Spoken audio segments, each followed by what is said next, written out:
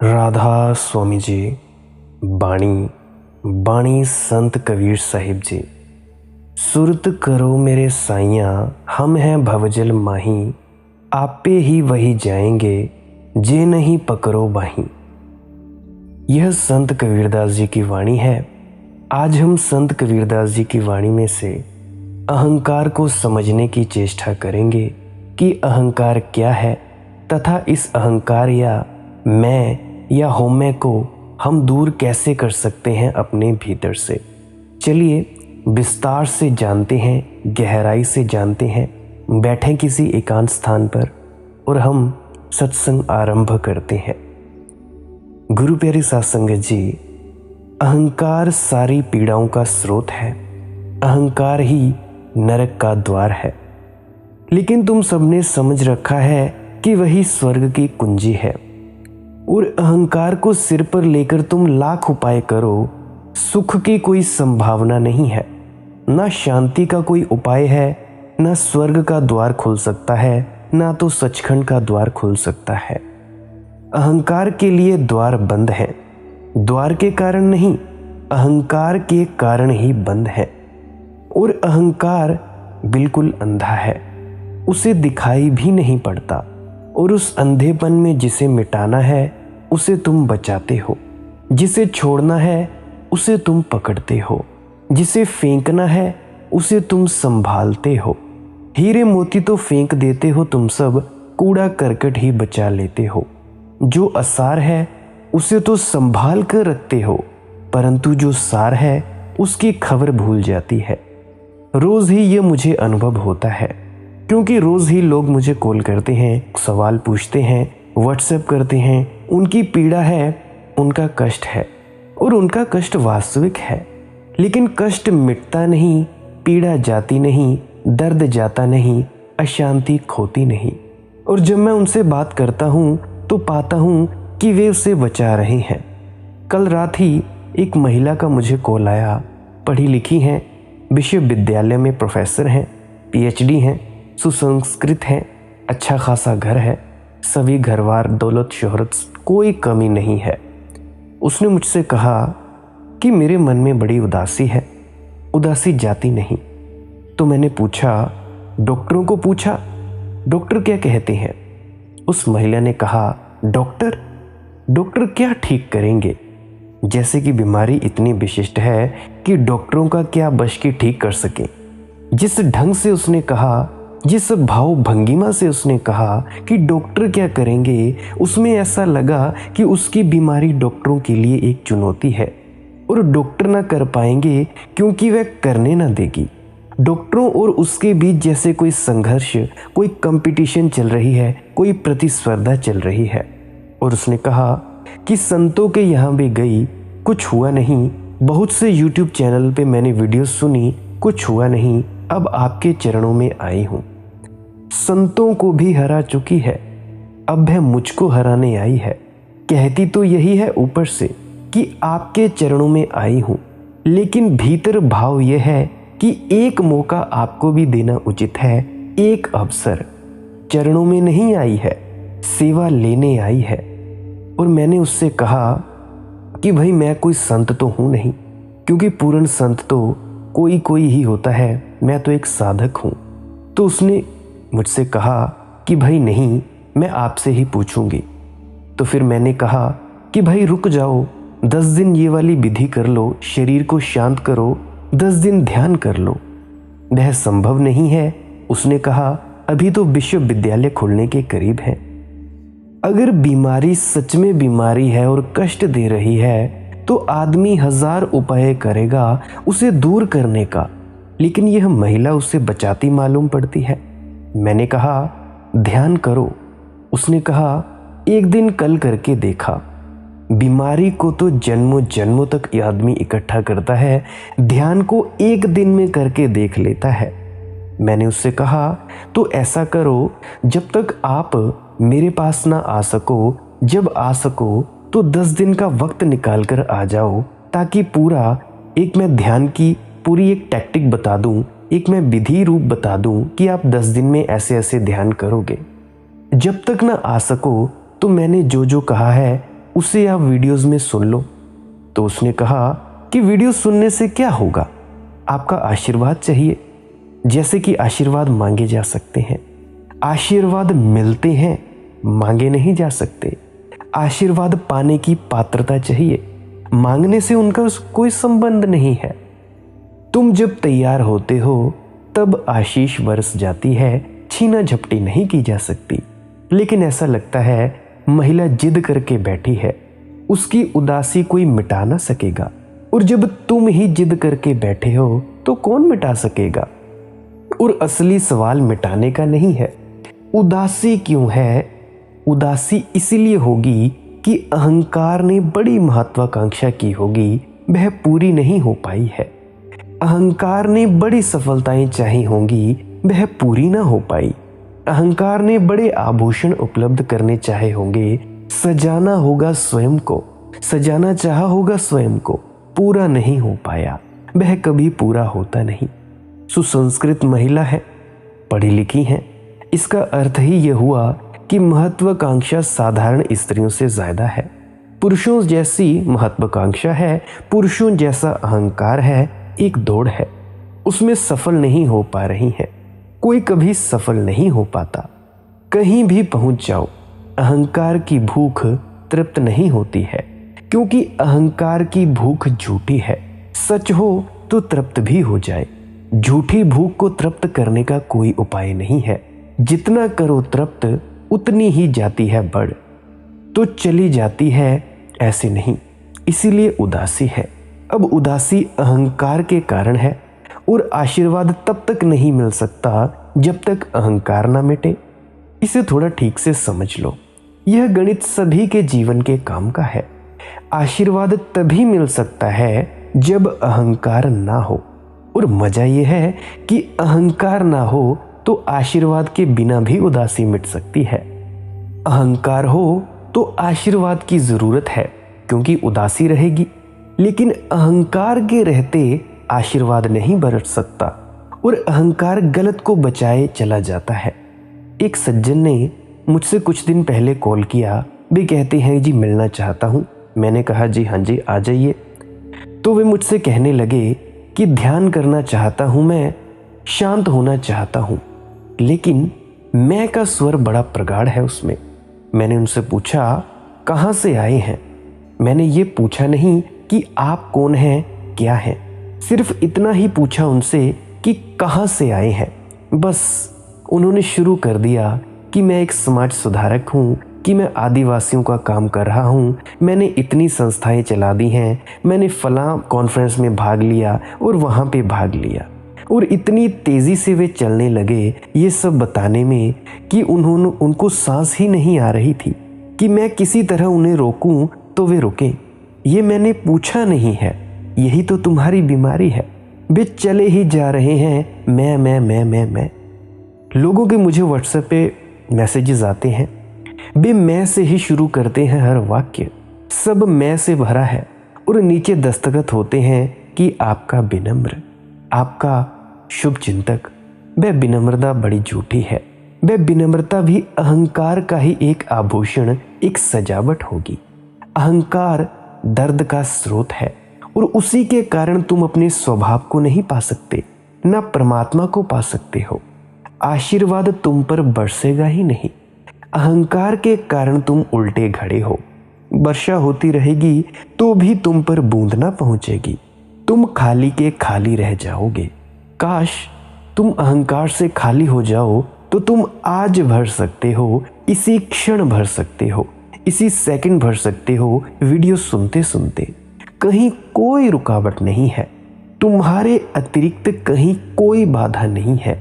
इसीलिए गहरा सवाल प्रार्थना करने का नहीं है, गहरा सवाल ये जो करने वाला है कि अहंकार है इसको मिटाने का है। नहीं तो यही दुकान चलाता है, ये जो हमारा अहंकार है, और यही प्रार्थना करेगा। यह मिट जाए तो तुम्हारा जीवन प्रार्थना है। संत कबीर उसी को सहजयोग कहते हैं। यह मिट जाए तो तुम्हारा प्रतिपल पूजा है, परिक्रमा है तो घर में ही स्नान, गंगा स्नान है। तो तुम जहाँ हो वहीं धर्म है, वहीं सत्संग सेंटर है, वहीं तीर्थ है।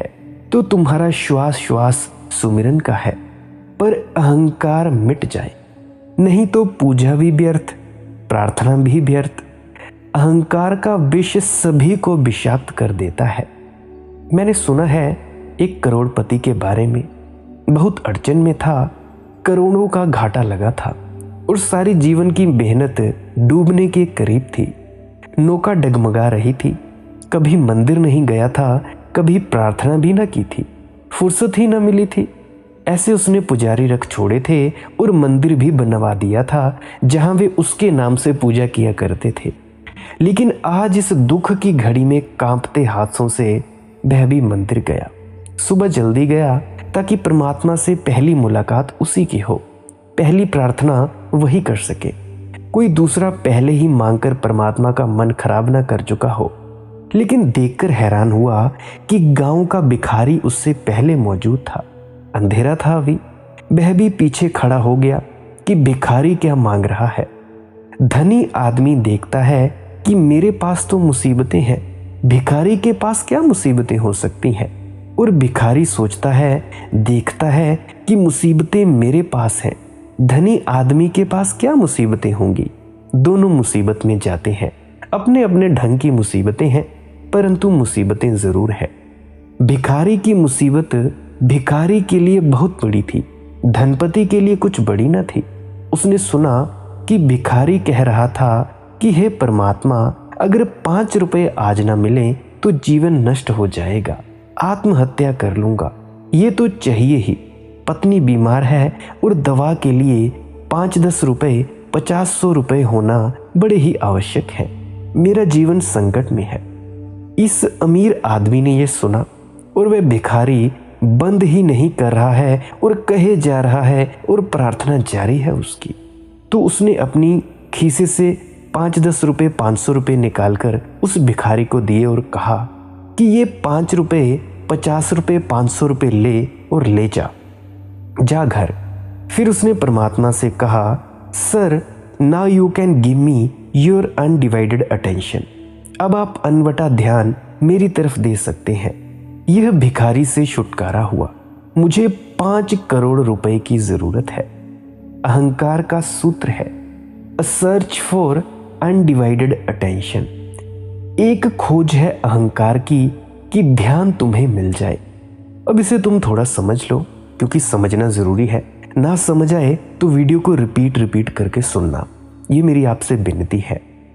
अहंकार ध्यान मांगता है और निरअहंकार ध्यान देता है। फिर से सुने, अहंकार ध्यान मांगता है और निरअहंकार ध्यान देता है। अहंकार मांगता है सारी दुनिया की नजरें मुझ पर हों। अहंकार कहता है जहां से मैं निकलूं लोग मुझे देखें, मुझे। अहंकार की मांग है कि ध्यान मुझे मिले और निरअहंकार की मांग है कि मैं कितना ध्यान बांट सकूं। फूल के पास से भी गुजरूं तो मेरी पूरी आत्मा को ध्यान के द्वारा फूल पर उड़ेल दूं। और अगर तुम पूरी आत्मा से फूल पर अपने ध्यान को उड़ेल दो तो फूल परमात्मा हो जाता है।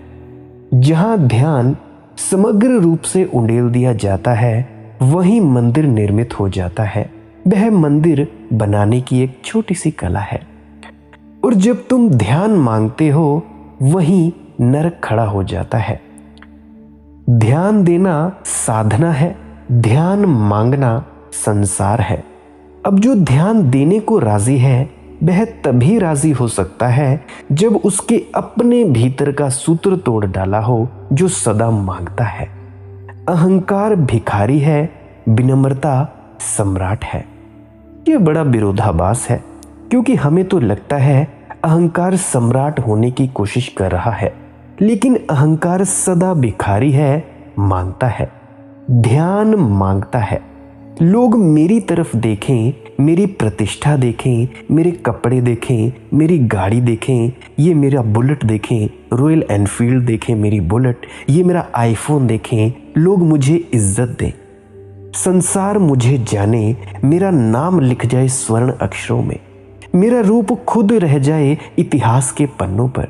अभी मैं हाल ही में 2 हफ्ते पहले सदाशिव मंदिर गया तो मैं देख रहा था कि सीढ़ियों पर लोगों के नाम लिख पड़े थे कि हाँ जी फलाना आदमी ने इतने रुपए दान दिया, फलाना ने इतने रुपए दान दिया, फलाने ने ये बाथरूम बनाया, फलाने ने ये घंटा चढ़वाया। तो देख रहे हैं कि कैसे लोग अपने ऊपर ध्यान खींचना चाहते हैं। मैं भी चला हूँ यहाँ, मेरे पद चिन्ह कभी मिटे ना। अहंकार की सारी चेष्टा यही है। और निरअहंकार की चेष्टा क्या है?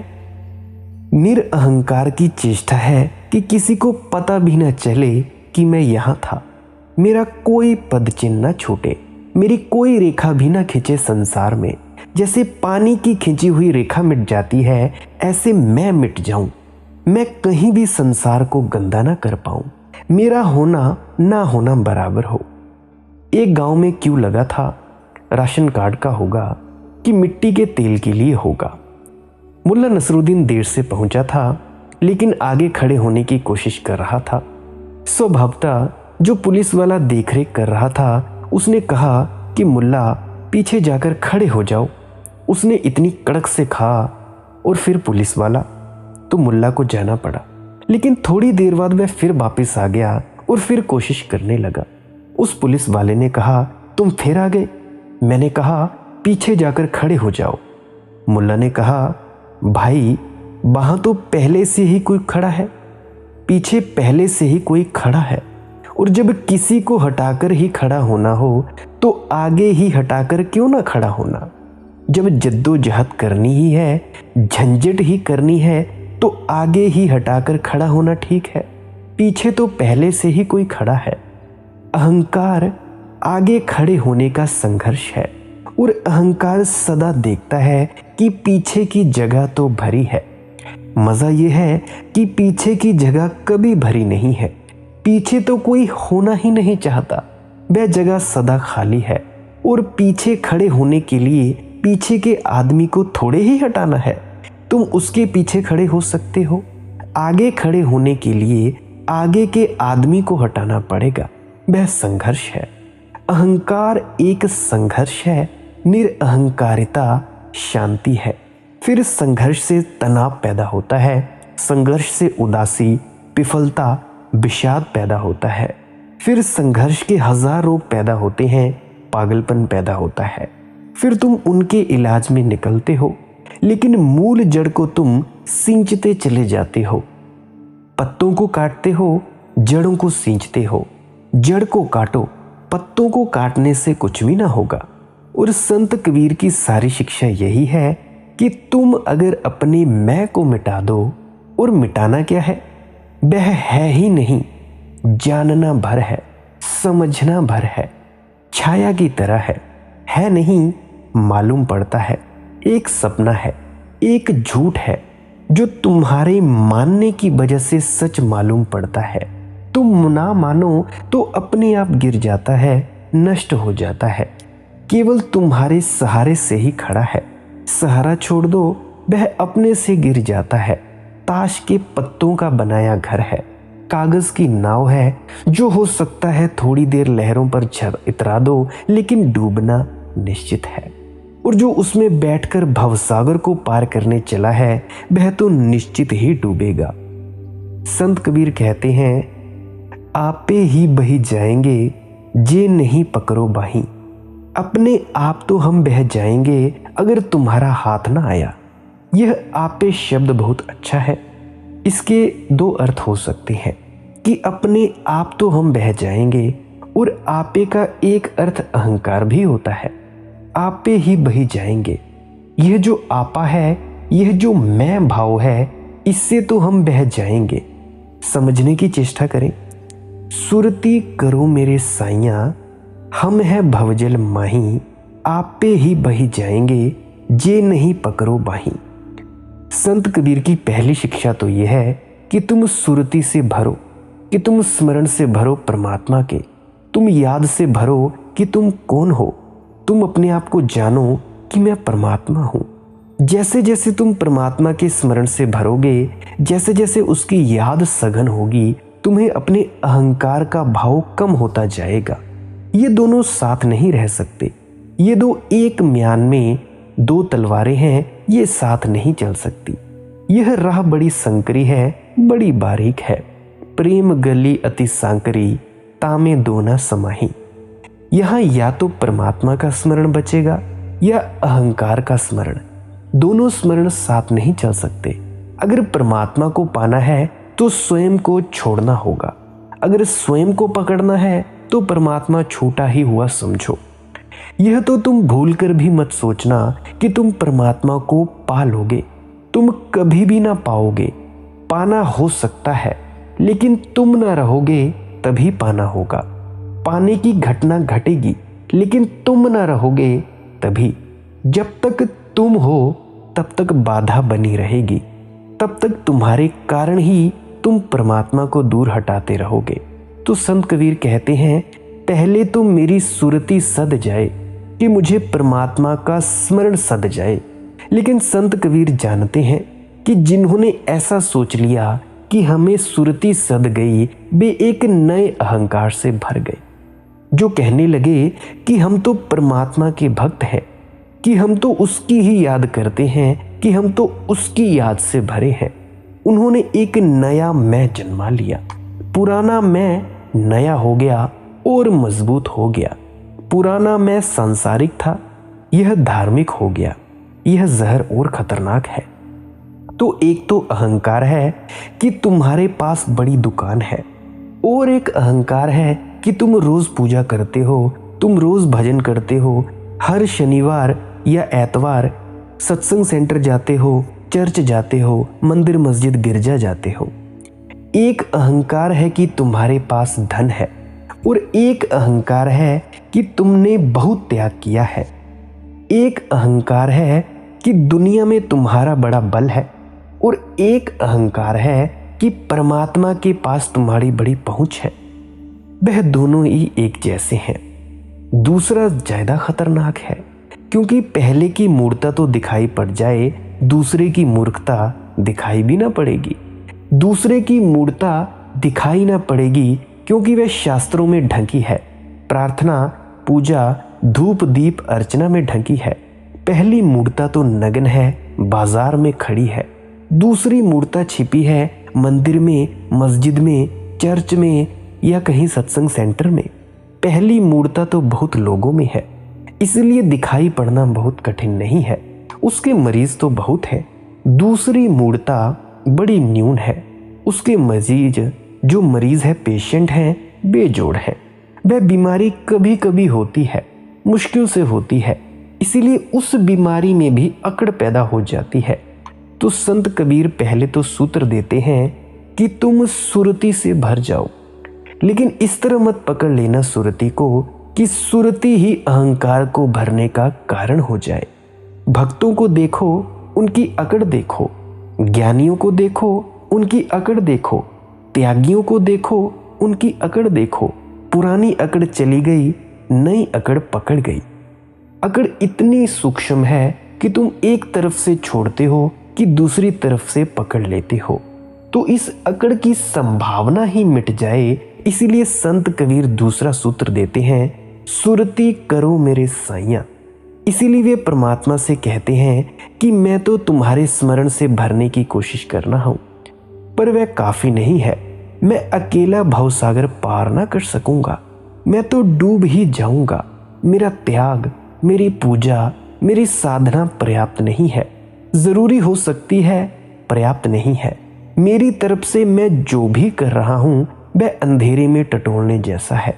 उसके द्वार खुलेगा ही, यह पक्का नहीं है। उसके द्वार क्या खुलेगा? मैं ही कैसे द्वार को खोल पाऊंगा? अंधा अंधेरे में, सब तरफ से बेचैन और परेशान पुकारता हूं तुम्हें, लेकिन मेरी पुकार ही तुम तक पहुंच जाएगी। ना तो तुम्हारा पता मुझे मालूम, ना ठिकाना मुझे मालूम। तुम कहाँ हो यह भी मुझे मालूम नहीं। पुकारता हूं और पुकार में भी कहीं ना कहीं मेरा संदेह छिपा है। मैं हूं ऐसा, मेरी सुरती भी पूरी नहीं है, वह भी खंड खंड है। कभी भूल जाता हूं, कभी याद कर लेता हूं। सुरती करो मेरे साइयां, इसीलिए तुम्हें भी मेरी याद करनी पड़ेगी। मैं तो चल रहा हूं अपनी चेष्टा कर रहा हूँ, अपने को तैयार कर रहा हूँ। मुझे पता भी नहीं कि यह तुम्हारी ही दिशा है जिसमें मैं चल रहा हूँ। तुम्हें पकड़ता चल रहा हूँ, तुम्हें पुकारता चल रहा हूँ, लेकिन मुझे पता नहीं यह पुकार तुम्हारे घर की तरफ जा रही है या नहीं जा रही है, इसीलिए अकेले ना हो सकेगा। सुरती करो मेरे साइयाँ, तुम भी मेरी थोड़ी याद करो। हम हैं भवजल माही। सागर बड़ा है, संसार बड़ा सूक्ष्म है, किनारा दिखाई नहीं पड़ता। डूबना ज्यादा निश्चित मालूम पड़ता है उबरने के। अपनी ही सुरती की नाव को बनाकर तुम्हारे किनारे को पा लेंगे, यह संदिग्ध मालूम पड़ता है। हम ही तो बनाएंगे उस नाव को। हमारी सामर्थ्य क्या, हमारी पात्रता कितनी? हमारी बनाई हुई नाव भी तो हमारी ही नाव होगी, हमसे ही बनी होगी। हमसे बड़ी तो नहीं हो सकती, हमसे महत्वपूर्ण तो नहीं हो सकती। हमारी सब भूलें उस नाव में होंगी, हमारे सब छिद्र उस नाव में होंगे। बनाने वाले से बनाई गई चीज बड़ी नहीं हो सकती। एक चित्रकार चित्र बनाता है तो चित्रकार ही तो बनाता है, तो चित्रकार की सारी भूलें उसमें होंगी, चित्रकार की सारी मनोदशा उसमें झलकेगी, चित्रकार के सारे मनोभाव उसमें चित्रित हो जाएंगे। एक मूर्तिकार मूर्ति बनाता है, मूर्ति क्या कभी मूर्तिकार से बड़ी हो सकती है? कैसे होगी? बनाने वाले से बनाई गई चीज बड़ी नहीं हो सकती। सृष्टि सदा ही सृष्टा से छोटी होगी। तो संत कबीर कहते हैं, सुरती करो मेरे साइयाँ, कि हे प्रभु तुम मेरी भी तो याद करो, मैं तुम्हारी याद कर रहा हूँ। हम हैं भवजल माही। अब हम डूबे तब डूबे की हालत में है, पुकारते हैं, चिल्लाते हैं, लेकिन तुम तक पहुँचती है क्या आवाज़? कैसे हमें भरोसा हो जब तक कि तुम्हारी आवाज़ भी हम तक ना पहुँचे? हम तो हाथ फैला रहे हैं अंधेरे में स्वभावतः, क्योंकि प्रकाश अगर होता तो हम तुम्हें पुकारते ही क्यों? हमारा हाथ अंधेरे में फैला है, लेकिन हमें कैसे पक्का पता चले कि तुम्हारे हाथ तक पहुँच गया है जब तक तुम्हारा हाथ हमारे हाथ का स्पर्श न करे? यह अहंकार को बिल्कुल जड़ से मिटा देने की चेष्टा है। थोड़ा सा बच सकता है साधक में, तपस्वी में, भक्त में बिल्कुल नहीं बच सकता, क्योंकि भक्त ये नहीं कहता कि मेरी ही सामर्थ्य से पहुंच जाऊंगा। वह कहता है तेरा सहारा चाहिए। सुरती करो मेरे साइयाँ, हम हैं भवजल माही, आप पे ही बही जाएंगे। अगर हम अपनी ही चेष्टा करते रहे तो बह जाना निश्चित है। और यह अहंकार इतना भयंकर है कि हम छोड़ छोड़ कर इसे पकड़ लेते हैं। एक तरफ से छोड़ते हैं, दूसरी तरफ से पकड़ लेते हैं। इधर से विदा करते हैं कि वह पीछे के दरवाजे से फिर से भीतर आ जाता है। उसे हम फिर पाते हैं, वह सिंहासन पर विराजमान है, उससे हम बच नहीं पाते। यह जो विनम्र निवेदन है, ये जो अहंकार का साफ साफ स्वीकार है, यही विनम्र आदमी का लक्षण है। अहंकारी तो कहेगा कि मैं विनम्र हूं, विनम्रता ही उसका अहंकार बन जाएगी। विनम्र आदमी कहेगा पक्का नहीं है, अहंकार सूक्ष्म है, जाल कठिन है, बाहर निकलना मुश्किल है। चेष्टा करता हूं लेकिन जीत मालूम नहीं होती, यह विनम्र आदमी कहेगा। जिसने निश्चित ही अहंकार को छोड़ने के प्रयास किए हैं और पाया है कि हर बार अहंकार किसी न किसी रूप में बच जाता है। बड़े जटिल मार्ग हैं अहंकार के। तुम धन छोड़ देते हो क्योंकि तुम सोचते थे धन के कारण है। अचानक अहंकार कहता है, देखो तुम जैसा त्यागी इस संसार में कोई भी नहीं। तुम घर द्वार छोड़ देते हो, जंगल में बैठ जाते हो। अहंकार कहता है, देखो बाकी सब संसार तो पापी है, तुम कैसे पुण्यात्मा, तुम यहाँ जंगल में हिमालय की गुफा में बैठे हो, इससे तुम कैसे भागोगे, कहाँ जाओगे? यह अहंकार तुम्हारे साथ ही खड़ा रहेगा। विनम्र आदमी इसको पहचान लेता है। विनम्र आदमी स्वीकार करता है कि अहंकार बहुत कठिन है, इसीलिए विनम्र आदमी परमात्मा से कहेगा, आपे ही बही जाएंगे, अपने से तो तर ना पाएंगे, बह जाएंगे। जे नहीं पकड़ो बाही, तुम्हारा हाथ अगर ना बढ़ा तो हमारी नाव का डूब जाना निश्चित है। चिल्लाते हैं, पुकारते हैं, रोते हैं, लेकिन यह काफी कहाँ है। शुरुआत हो सकती है, अंत नहीं। अंत तो तुम्हारा हाथ हाथ में आ जाए तभी, तुम्हारा सहारा मिल जाए। सुरती करो मेरे साइया, तुम्हारा हाथ हमारे हाथ में आ जाए तभी तो अंत। अवगुण मेरे बाप जी, बख्श गरीब निवास। तपस्वी तो हिसाब रखता है कितनी तपस्या की, साधक हिसाब रखता है कितने उपवास किए, सत्संगी जो तथाकथित हैं हिसाब रखते हैं कितने दिन भजन में बैठे, कितनी पूजाएं की, कितने मंत्र जपे, करोड़, 2 करोड़, 5 करोड़। वह सब अहंकार का ही हिसाब है। वह खाते वही सब संसार की ही है। अहंकार के अतिरिक्त कोई दावेदारी नहीं है इस दुनिया में। दावेदारी कुछ भी हो कि मैंने इतने मंत्र पढ़े, मैंने इतना नाम जप किया, इतना सुमरन किया, इतनी पूजा की। अहंकार तो अहंकार है। भक्त का भाव कुछ और है। भक्त कहता है अवगुण मेरे बाप जी।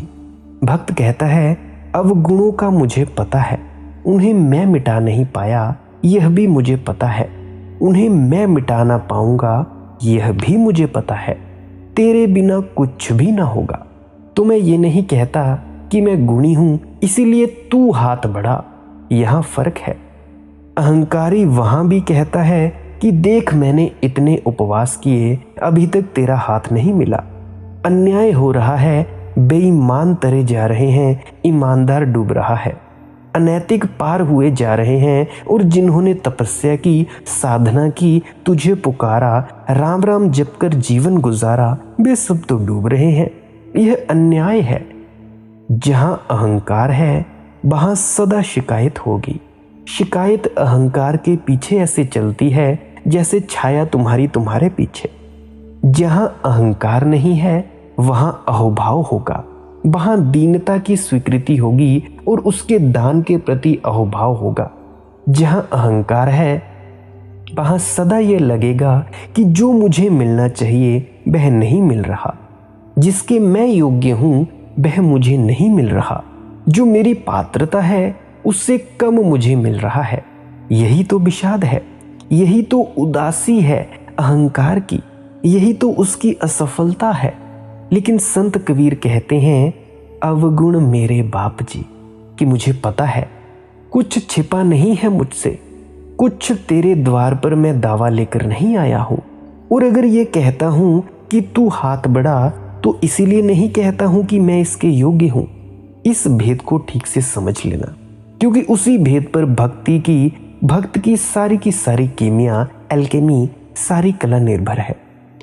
मैं इसीलिए नहीं कहता हूं तू हाथ बढ़ा क्योंकि मैंने पात्रता अर्जित कर ली है। पात्रता कहां, अपात्र हूं बिल्कुल।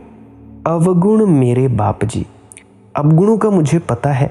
शायद तुझे भी पता ना हो मेरे अवगुणों का, परंतु मुझे पता है। मुझे तो अवगुणों का ही पता है। बख्श गरीब निवास। तो तुझसे ये नहीं कहता कि मैंने अर्जित कर लिया तेरा हाथ, इतना ही कहता हूं कि मैं जानता हूं तू गरीब निवाज है। तू उन पर दया करता है जिनके पास कुछ भी नहीं है। तेरी करुणा अपार है। मैं तेरी करुणा को पुकार रहा हूं, अपनी पात्रता की घोषणा नहीं कर रहा हूं।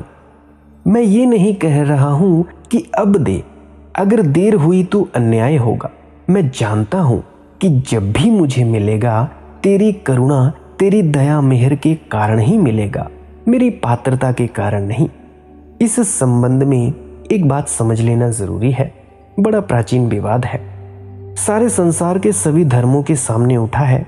और ये विवाद ये है कि परमात्मा न्यायपूर्ण है या करुणावान।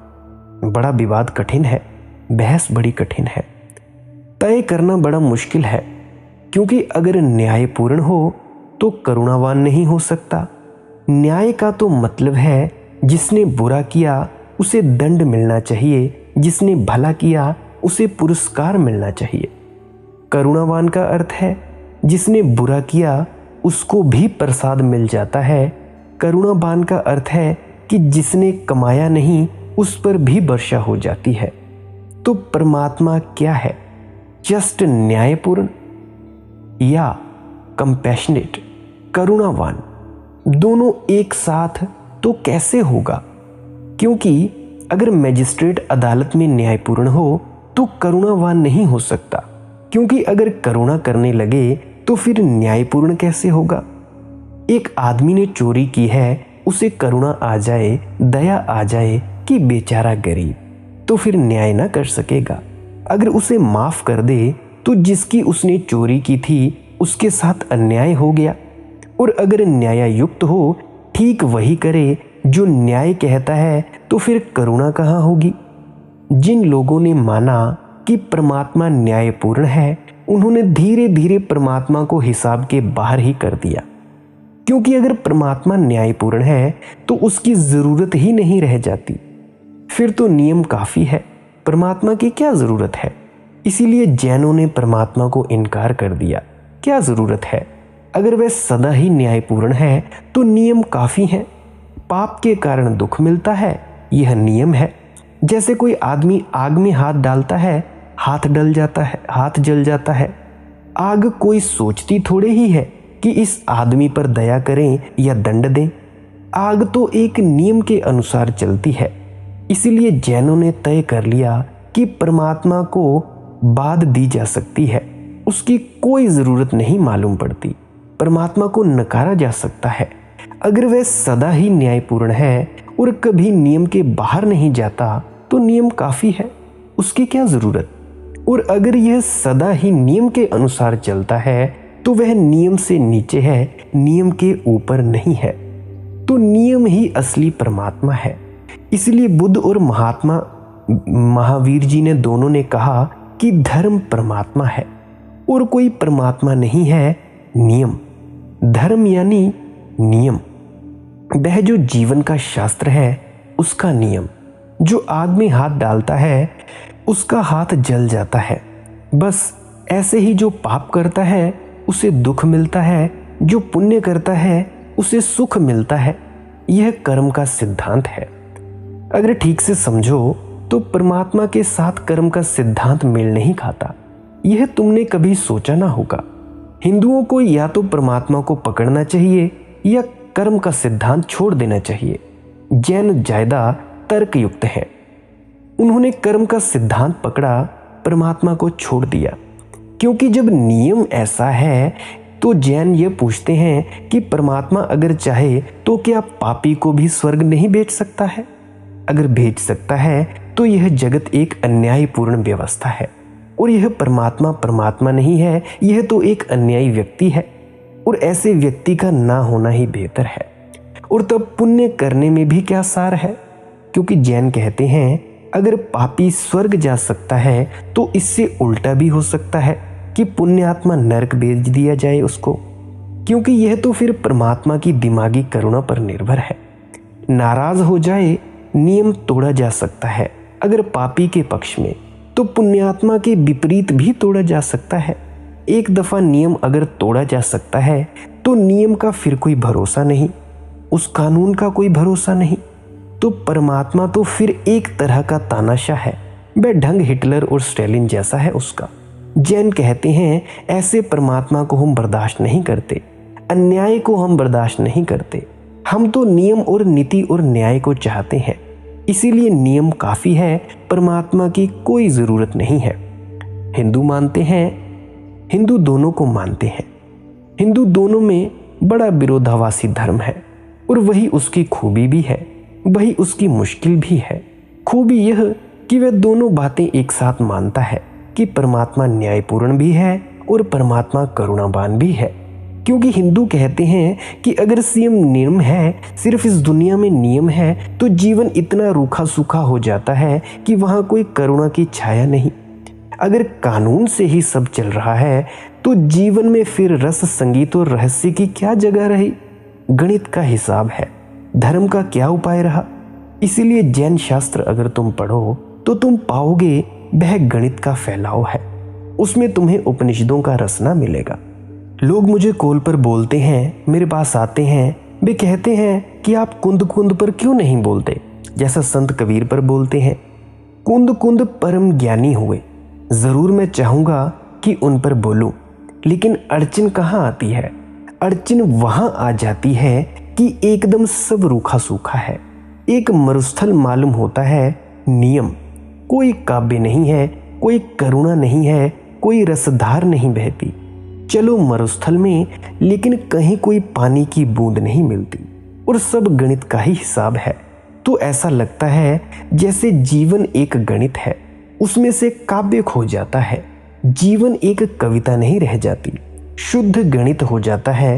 हिसाब 2 और 2 4 होते हैं, ऐसा हिसाब हो जाता है। 2 और 2 ना तो 5 होते ना 3 होते। हिंदू बड़े अद्भुत हैं इस अर्थ में। वे कहते हैं कि जीवन में नियम है, लेकिन नियम ही सब कुछ नहीं है। नियम के पीछे करुणावान हृदय भी छिपा है। जीसस की एक कहानी है।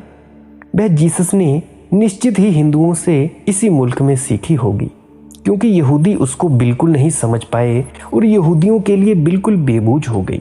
यहूदी भी राजी हैं कि परमात्मा न्याय युक्त है, इसीलिए यहूदियों का परमात्मा बड़ा कठोर है, जैसा नियम कठोर होता है। आग जलाती है, छोटा बच्चा हाथ डाले तो भी जलाती है, पहलवान हाथ डाले तो भी जलाती है। आग सोचती नहीं कि बच्चा छोटा है, क्षमा करो, छोड़ दो, एक दो दफा भूल करता है, सीख लेने दो। नहीं, नियम बड़ा कठोर है, इसीलिए यहूदियों का परमात्मा एकदम नियम का प्रतीक है, बड़ा कठोर है। तुमने भूल की, वह तुम्हें सड़ाएगा, नरकों में डालेगा और कढ़ाइयों में तेल की पकोड़े बनाएगा। तुमने ठीक किया, वह तुम्हें स्वर्ग में उठाएगा। तुम्हारे जीवन में सुख ही सुख की धाराएं बह जाएंगी। पुरस्कृत होगे, दंडित होगे और सब नियम से चलेगा। परमात्मा नियम है। जीसस ने एक कहानी जब कहनी शुरू की तो यहूदियों के लिए बड़ी अड़चन हुई। जीसस की कहानी बड़ी साधारण, सरल, सीधी साफ है। जीसस ने कहा कि एक आदमी का एक अंगूरों का बगीचा था और उसने सुबह अपनी मुनीम को भेजा कि तू जा और गांव के मजदूरों को ले आ। वह गया, वह कुछ मजदूरों को ले गया, लेकिन और मजदूरों की ज़रूरत थी। दोपहर होते होते उसे फिर भेजा गया। वह फिर और मजदूरों को लाया, लेकिन और भी मजदूरों की ज़रूरत थी।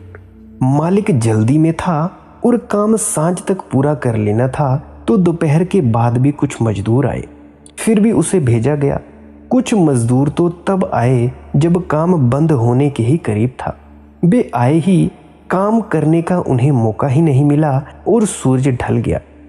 फिर उस मालिक ने सभी मजदूरों को इकट्ठा किया और सभी को बराबर बराबर पैसे बांट दिए। जो सुबह आए थे उन्हें भी, और जो अभी अभी आए थे शाम ढले उन्हें भी। निश्चित ही इसमें थोड़ा अन्याय मालूम पड़ा। जो सुबह से मेहनत कर रहे थे उन्होंने कहा, यह अन्याय है, क्योंकि हम सुबह से जी जान तोड़ रहे हैं। कुछ लोग दोपहर में आए, उन्हें आधा मिलना चाहिए। कुछ लोग और भी बाद में आए, उन्हें तो पाव ही मिलना चाहिए।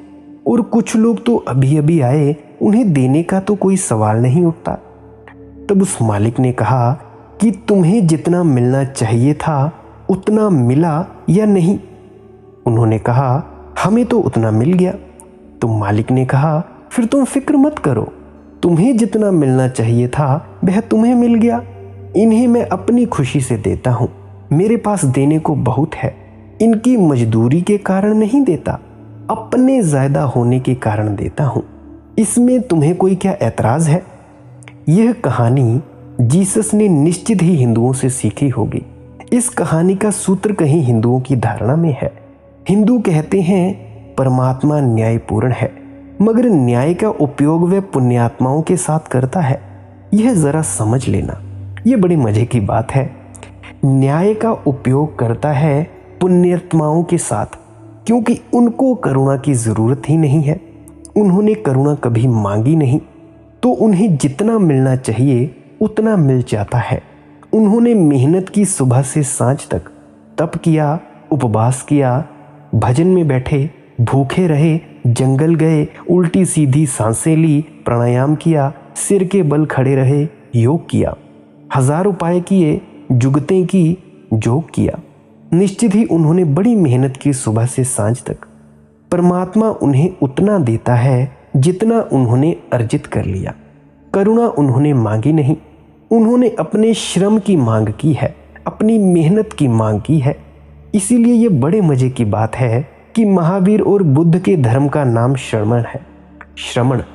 श्रमण का अर्थ होता है जो श्रम पर आधारित है। हिंदुस्तान में 2 संस्कृतियां हैं, एक ब्राह्मण और एक श्रमण।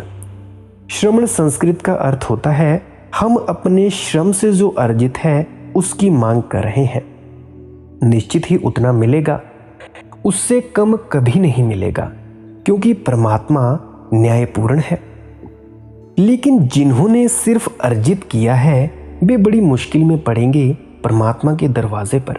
जब वे देखेंगे कि पापियों को भी मिल रहा है और खूब मिल रहा है और उतना ही मिल रहा है जितना उन्हें मिल रहा है, तब परमात्मा उनसे कहेगा कि यह मैं अपने आधिकारित्व से, अपने आधिपत्य से देता हूं। यह मेरे पास बहुत ज्यादा है, इसका मैं क्या करूं? तुमने जितना कमाया तुम्हें मिल गया, फिर भी बहुत मेरे पास बचा है, उसका मैं क्या करूं? यह गणित के बाहर है बात। मगर जीवन गणित है ही नहीं। ऐसा नहीं है कि गणित से चलने वाले लोग नहीं पहुंचेंगे, पर उतना ही पाएंगे जितना उनकी जरूरत है, जितना उन्होंने कमाया है। अंत में एक बड़ा अद्भुत अनुभव होता है कि उनको भी मिल जाता है जिन्होंने कमाया ना था, लेकिन जिन्होंने अनुभव किया था हम अवगुणी हैं जो निरअहंकारी थे। कमाई तो अहंकार की घोषणा है, अहंकार के साथ पूरा न्याय किया जाता है। लेकिन ऐसे लोग भी हैं जिन्होंने कमाया नहीं या कमाया भी तो भी पाया कि हमारी कमाई का क्या दावा हो सकता है। उन्होंने अपने अवगुणों की बात कही है। जैसे संत कबीर ने कहा कि अवगुण मेरे बाप जी बख्श गरीब निवास। इसीलिए उन्होंने कहा कि अवगुण ही अवगुण है हम में, दावा हमारा कुछ नहीं। अगर ना मिलेगा तो हम शिकायत ना कर सकेंगे और कहीं अपील ना कर सकेंगे तुम्हारे खिलाफ। कोई अदालत है भी नहीं अपील की, कोई शिकायत भी नहीं कर सकेंगे। हम पाएंगे कि ठीक है, जो हुआ वह अपने अवगुणों के कारण हुआ है, तुमसे हमारी कोई शिकायत ना होगी। लेकिन हम तुम्हारी करुणा को तो पुकार ही सकते हैं। अब अस्तित्व में 2 तत्व हैं, न्याय के और करुणा के। इन 2 तत्वों के बारे में हम कल की वीडियो में चर्चा करेंगे। अब तक के लिए आप ये समझ पाए होंगे कि अहंकार क्या है। असल में आप गहराई से समझ पाए होंगे कि अहंकार क्या है। समझने में आपको आसानी हुई होगी। फिर भी ना समझ आया हो, कोई प्रश्न हो तो कमेंट सेक्शन में पूछ सकते हैं या टेलीग्राम पे पूछ सकते हैं। टेलीग्राम पे मेरा हैंडल है मालिक की मौज सत्संग।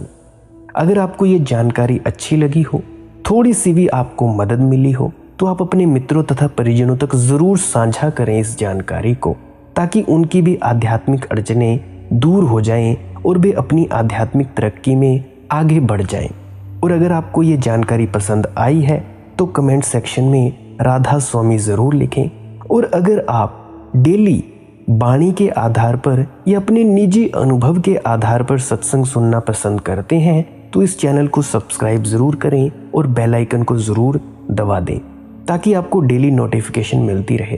अगर ना भी नोटिफिकेशन मिले, कभी कभी यूट्यूब नहीं भी भेजता है नोटिफिकेशन, तो आप सर्च कर सकते हैं डेली यूट्यूब पे मालिक की मौज सत्संग। जो भी लेटेस्ट सत्संग होगा आपको वहाँ पे मिल जाएगा। अंत में आपने इस वीडियो को अंत तक सुना, इसके लिए आपका बहुत बहुत आभारी हूँ और आपके भीतर बैठे परमात्मा को प्रणाम करता हूँ। फिर मिलते हैं किसी अन्य सत्संग वीडियो में। तब तक के लिए राधा स्वामी जी।